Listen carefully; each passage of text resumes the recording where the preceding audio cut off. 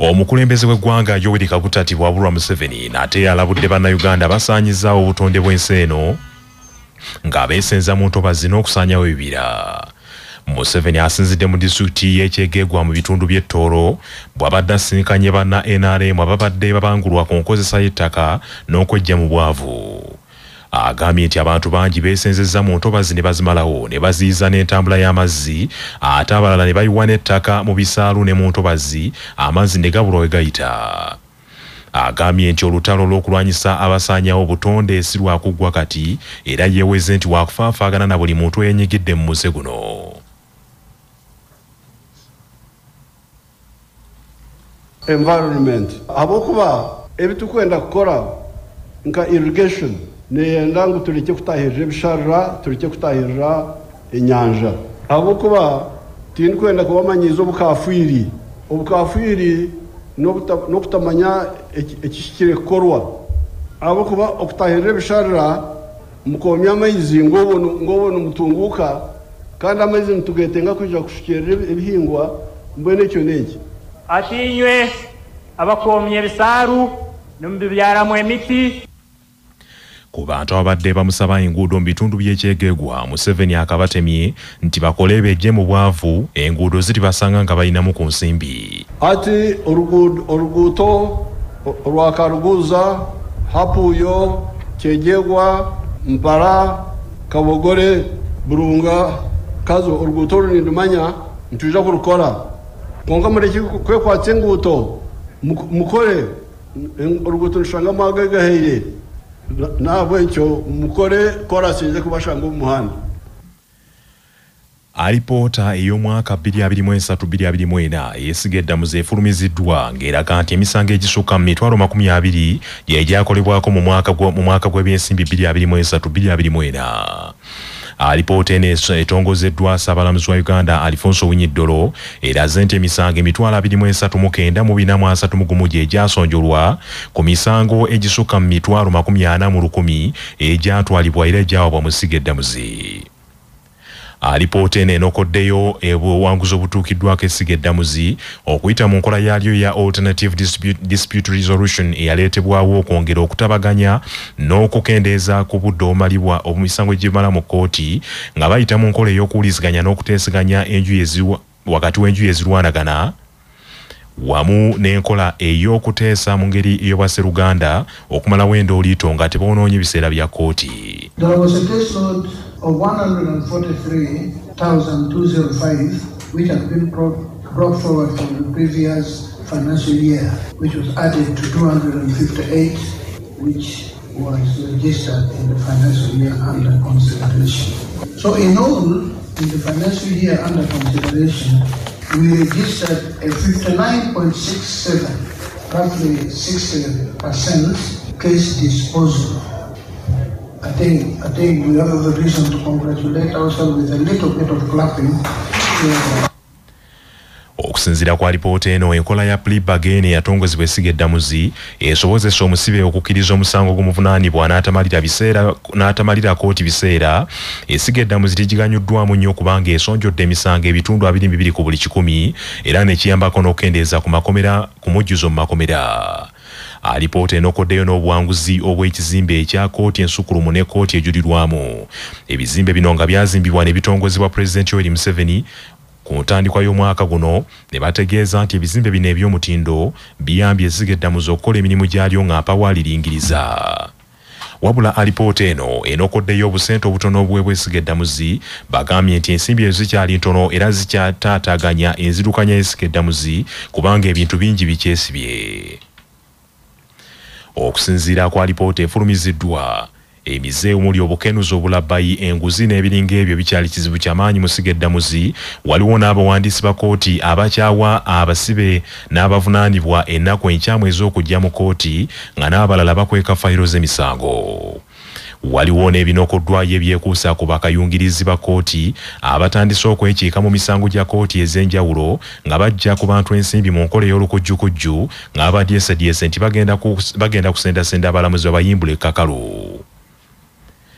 waliwo n'ensonga ey'abantu okugaana okweyanjula mu kkooti nga bayitiddwa okubaako emisango egy'enjawulo gye baanukulako wamu n'abalamuzi bennyini okwebulankanya ku mirimu n'ebiringa ebyo.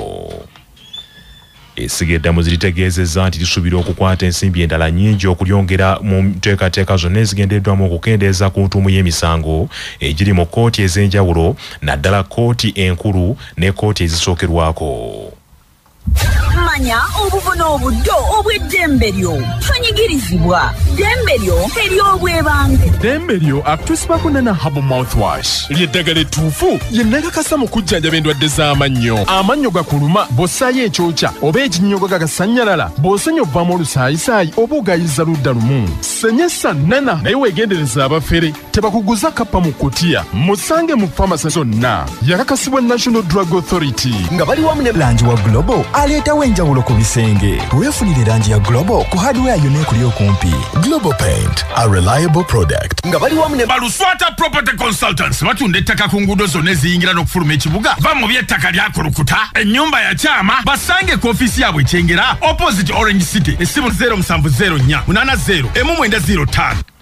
Ekibiina ky'ebyobufuzi kyonna nga tekinnawandiisibwa mu mateeka kikakatako okusooka okufuna emikono gy'abalonzi 50 okuva mu buli disitulikiti nga munnamateeka George Musisi bw'annyonnyola. Ekibiina kyonna ekyagala okwewandiisa ng'ekibiina ky'ebyobufuzi ekipya nga kimaze okukkirizibwa akakiiko k'ebyokulonda kirina okutalaaga disitulikiti ezasookawo 223 mu Uganda ne kifuna emikono 50 egy'abantu ababeera mu disitulikiti ezo era nga balonzi mu disitulikiti ezo ne balyoka ziwayo emikono egyo mu kakiiko k'ebyokulonda. Era akakiiko k'ebyokulonda kalina obuvunaanyizibwa okusinziira ku tteeka erifuga ebibiina by'obufuzi okwekenneenya emikono gino okukakasa nti ebyo abantu bewaddeyo bikwatagana endagamuntu yaabwe ne regisita gye balina ey'abalonzi mu bitundu ebyo.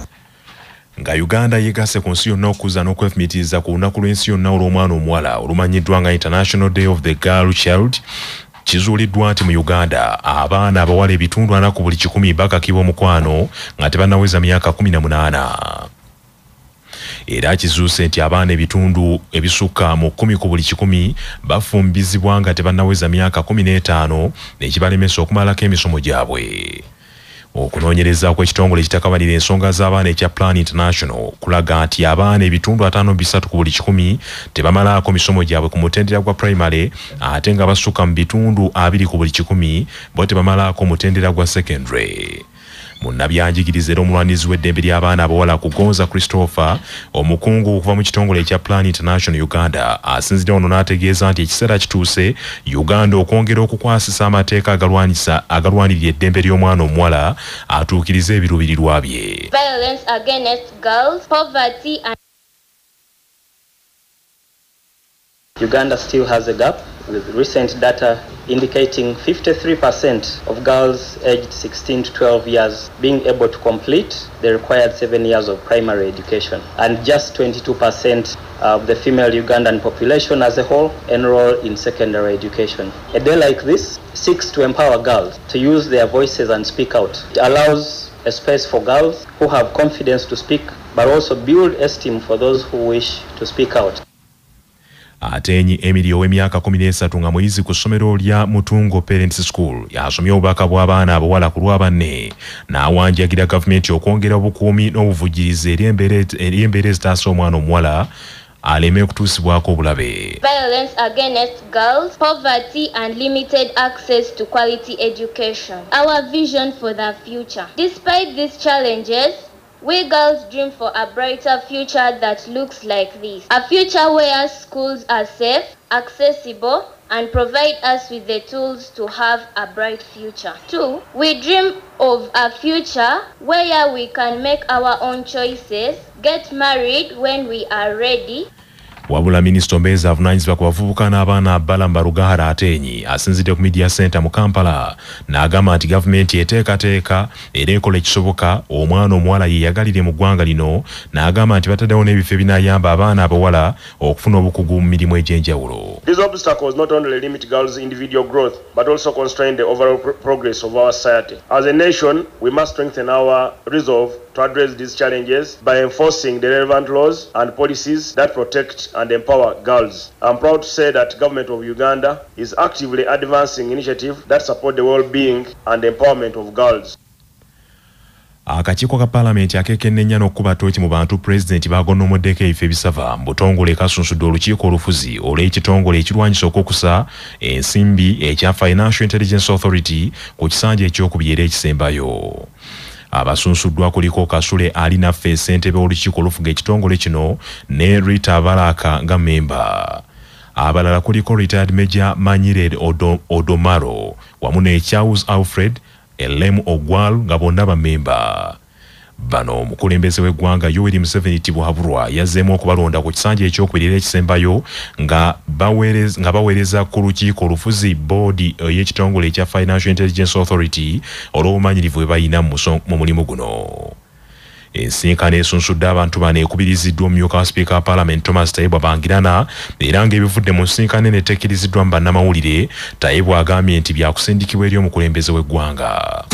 Amawulire g'ebyemizannyo mu mawulire gaffe agakya Basafama gakutuusibwako Sedika Real Estate abatunda n'okugula ettaka ku nguudo ez'enjawulo mu Uganda yonna. Basangibwa ku Galuleba Building ewa Kiso. Essimu noti 7 noti 2 339 377. Tiimu y'eggwanga ey'omupiira ogw'ebigere eya Uganda Cranes eyongedde okulaga eryanyi mu mpaka ez'okusunsulamu ensi ezinakiika mu mpaka za Africa Cup of Nations omwaka ogujja bwe yakubye baliraanwa aba South Sudan goal emu ku bwereere mu kisaawe Namboole ekibadde kikubyeko obugule. Wadde nga Uganda Cranes erumye n'ogwengula okuwangula omupiira guno, goolo ya Uganda Cranes emu bw'eti eteebeddwa omuzibizi Bevis Mugabi mu kitundu ekyokubiri. Kaakano Uganda Cranes eyongedde okunyereza ku ntiko y'ekibinja K erina obubonero kati 7 wadde nga mu kiseera kino South Africa ekyattunka ne Congo Brazzaville mu kibinja kino era wetujjidde ku mpeewo nga South Africa ekulembedde omupiira guno goolo 2 ku bwereere. Kaakano Uganda Cranes egenda kudda mu kisaawe ku lwokubiri olujja ng'ennaku z'omwezi 15 eddingane ne South Sudan e Juba.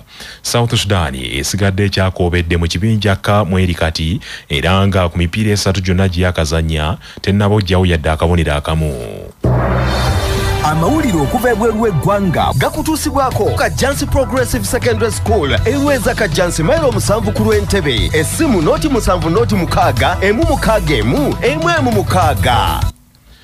Ekitongole ekivunaanyizibwa ku by'obulamu mu nsi za Africa era ku lukalu lwa Africa kivumiridde okuwabula kwa gavumenti ya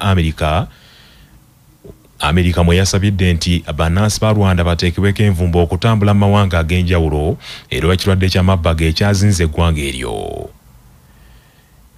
Ekitongole ekya Africa Centers for Disease Control and Prevention ekiri ku lukalu lwa Africa kitegeezezza nti ekiteeso kya Africa tekyetaaga era ne Rwanda kigikosezza nnyo. Mu ssabbiiti 2 zokka Rwanda yakazuula abantu 13 abafudde ekirwadde eky'amabbaga okuva lwekyabalukawo mu ggwanga eryo. Wabula gavumenti ya Rwanda egamba nti Rwanda bwezizingirira okumalawo ekirwadde ekyo era nga nayo ekiteeso kya Amerika ekyokuteeka envumbo ku bannansi bayo okugenda mu mawanga amalala egambye nti kibakubye wala nnyo.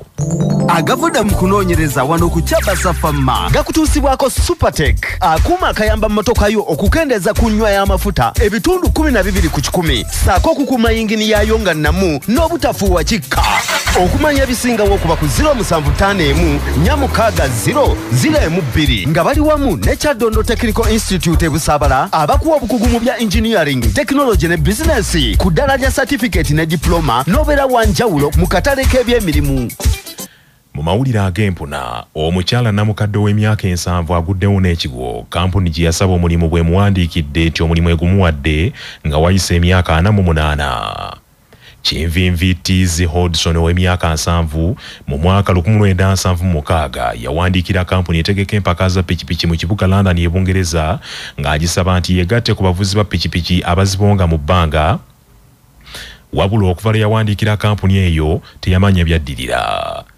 Amawulire gategeezezza nti kampuni eno ey'omu kibuga London e Bungereza ewandiikidde namukadde ono ng'emwetondera nti abaposta ebbaluwa ye be baagikereya wabula ne bamutegeeza nti omulimu bagumuwadde bw'abanga akyawuliramu otwanyi essaawa agenda abonga eddigi. Bannaffe amawulire ag'essaawa eno kangamalirize mu bufunze.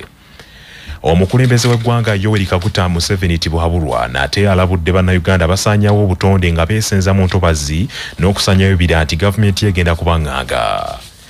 Alipoota y'essiga eddamuzi ey'omwaka gw'ebyensimbi 2023-2024 eraze nti emisango egisukka mu 20,000 gye gyasonjolwa mu mwaka gw'ebyensimbi ogwo. Mu mbeera y'emu nga Uganda yegasse ku nsi yonna okuzza n'okwefumiitiriza ku lunaku lw'ensi yonna olw'omwana omuwala, kizuuse nti mu Uganda abaana abawala bangi ddala bakakiddwa omukwano nga tebannaweza myaka 18. Ebweru w'eggwanga ekitongole kya Africa ekivunaanyizibwa ku kulwanyisa endwadde era ekivulondoola ebyobulamu mu Africa ekya Africa Centers for Disease Control and Prevention kivumiridde ekiteeso kya gavumenti ya Amerika ekyokuteeka envumbo ku bannansi ba Rwanda bonna okufuluma eggwanga eryo olw'ekirwadde kya Marburg ekyabaluseewo mu ggwanga eryo. Bannaffe